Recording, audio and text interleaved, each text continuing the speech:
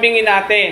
Higit na marami ang laman ng boteng ito kaysa dito.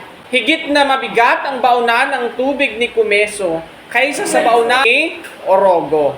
So pinaghambing natin ang magkaibang katangian ng dalawang bagay. Ang pinaghambing natin ay yung magkaibang katangian nitong dalawa. Okay, ngayon naman ang kasunod, ang paghambingin natin ay dalawang bagay na may magkatulad na katangian. Okay, kukuha tayo ng dalawang bagay na may magkatulad na katangian. Magkasimbigat ang mga notebook na hawak ko.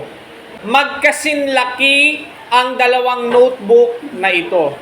O kaya ay magkasinlapad ang mga notebook na ito. Parehong katangian nila magkasinlaki, magkasinlapad, magkasinggaan, o kaya ay pwedeng magkasimbigat.